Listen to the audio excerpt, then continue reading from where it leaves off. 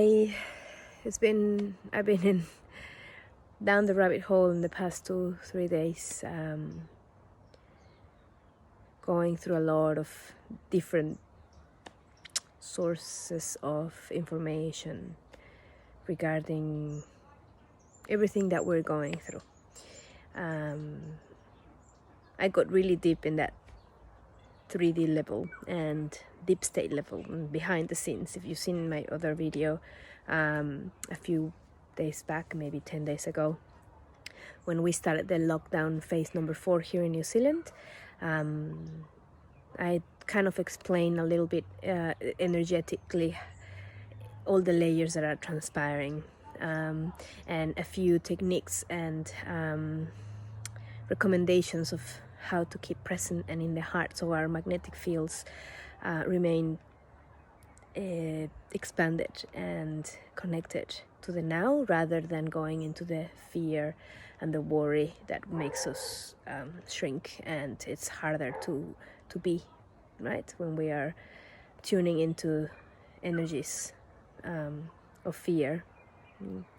And I'd explain a little bit of all the different frequencies that we were experiencing as a collective, and how everybody would be kind of like moving in all of them, or through one of them or the other, depending on our state of mind and basically our emotions. Our heart is our dial. We are constantly receiving information, frequency, again, saying that again, to remind you. And so our heart is our dial, and our emotional state is our dial. But also our emotional states gets affected with what we are taking in. We're constantly taking in information, right? Whether it is from external sources like our immediate family, what someone else is telling us, through what's happening around us. And since at the moment in lockdown, at least in this part of the world, most of our outside information that we're receiving is from our bubble, from our immediate families that are living with us in this contained situation. That has been reduced, so now we might be searching for other outside input, and most of it is coming from social media, or videos, or TV, or podcasts, or whatever you're getting into, right? So we can get really deep into this, and because we suddenly do not have access to our everyday habits, schedules, what we were usually doing, we seem to suddenly have all the time in the world to really getting into searching for this information, or searching for outside knowledge, or searching for input, or searching for some kind of validation, maybe.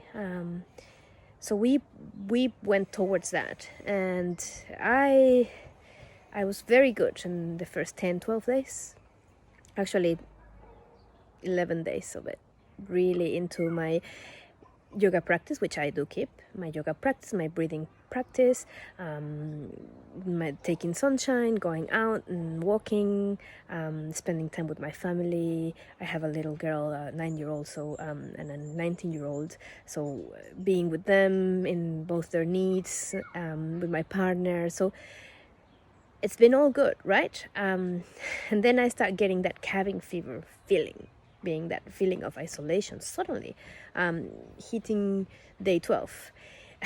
And it was like, whoa. And it came really quickly. It was in my mind, really getting into worry. What if this is going to be longer? Can I do another 12 days? Oh my God, why are we doing this? I don't even feel immediate danger. Like, trying to calm myself down, like, whew, take a breather. And I felt it like a wave. It just went, got me. And I was like, whoa.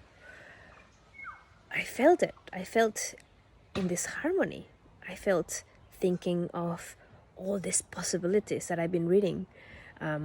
What if we're not allowed out? What if it's going to extend two or 3 months? What if we will never get to be in contact with other people again.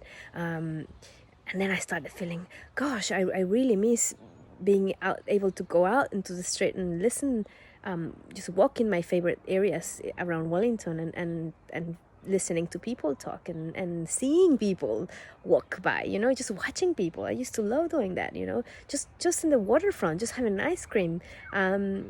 It's been amazing days as well in New Zealand, here in Wellington at least. And man, we all know that because winter hits hard, this is the moment where we're all wanting to go out and be social and do things. So all of that suddenly hit me. Like, I haven't seen, I want my girl to be able to play with another kid.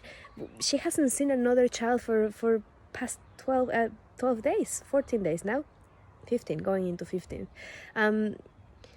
And it kind of, then I touched sadness and grief, and I allowed that. I cried for the situation that I felt we were all in this together. I knew that I was not the only one, and I knew that even though I can feel it, my situation is quite good. I'm at home, I'm safe, I have beautiful space to walk around, I'm healthy, my family is healthy.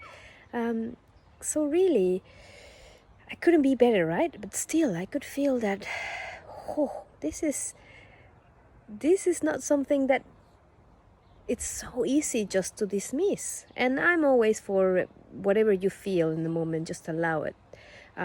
Don't try to feel any other way. Just be in your feelings and let them go through, wash you through.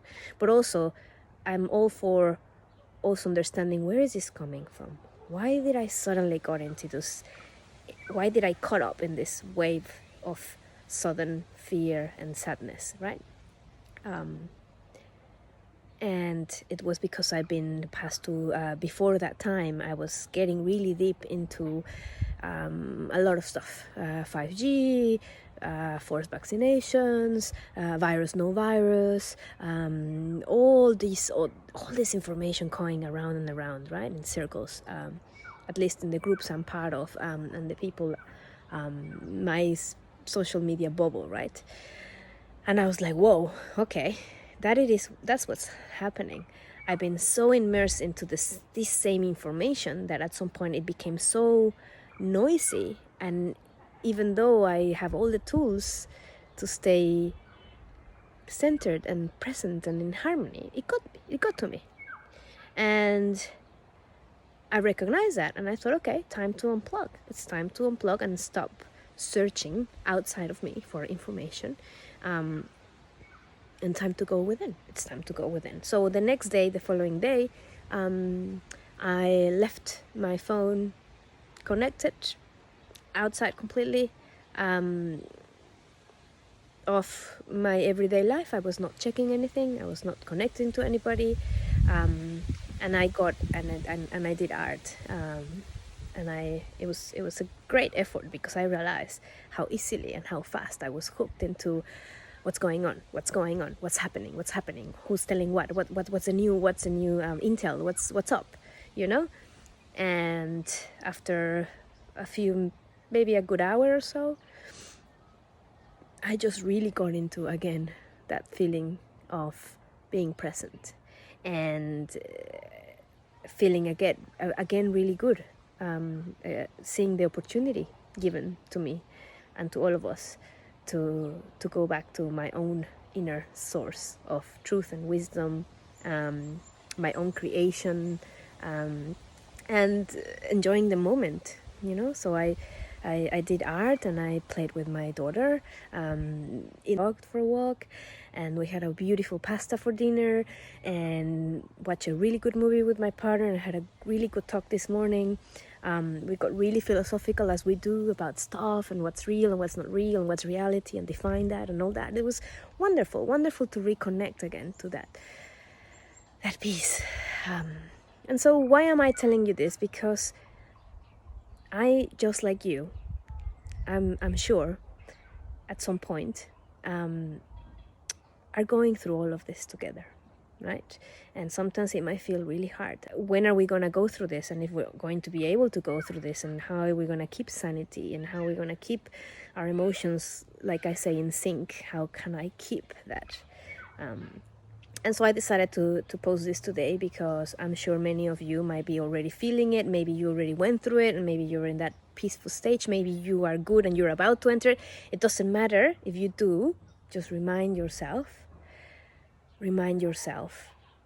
to shut everything outside of you that is bringing in this information, that's letting you disconnect, that's not letting you connect to what's true, which is your heart and your moment and your breath. Again, back to the breath, back to the breath, back to the sunshine, back to the moment. If you don't have a garden and you can't really well list, allow yourself to be in some place that you find that you can have some peace and quiet. And really, it does help to unplug and go back in. And it's a wave, it's an ebb and flow. And I'm sure I'll go back in there, out there, and I start gathering information again and accessing it and processing it and integrating it. And it hasn't been back to normal. I haven't slept properly, deeply since we've been in the lockdown. For many reasons. Some of them I do receive transmissions, and I do receive a lot of visions, and I do a lot of work at night, energetic work, in the wake and dream state, and so that is for another video completely. And I put most of my energetic updates on my Light Code Activations Facebook page, and a lot has been going through, and I'm writing it and I'm integrating it, and I will post about it definitely, because it's very interesting. And I'm sure many of you will coincide that dreams are very intense at the moment, very vivid, very weird or strange, or things, time lags, you name it, all the paranormal stuff and all the normal stuff and non-normal. But again, what is normal, right? I don't think we're even in a normality right now. No one is. So yeah, I don't want to keep you more. I just want to say that I'm about to post. I've been actually busy before this feeling of downward spiral. In my upward spiral, I actually did many little short videos of different breath techniques and exercises. So I just I haven't given myself the time to go through them and editing them and putting them together and posting them for you guys to practice. But my practice has been kept all this time. Regardless of me spending more time in social media, I still been doing my yoga practice every morning, and my stretching sessions and my walks and taking sunshine. I'm quite diligent at that, because this is how, for me, it has worked to keep my health, my mental health and my physical health and my spiritual health, emotional. And yeah, that's all I have to say today. I love you all. I hope you're well. If you want to have a chat with me, please do. You can message me. You can send me an email, or you can message me through my Facebook page. I'm available for remote healing sessions with tuning forks, which is what I do. Work through the magnetic field with different hertz and frequencies for tuning our energy fields like a good instrument, so we're strong and we're in harmony. So I can do that. If you want just a chat and have a few questions, I'll do my best to answer them with what I know and what works for me. And I'm here for you as well, definitely. All right, set now.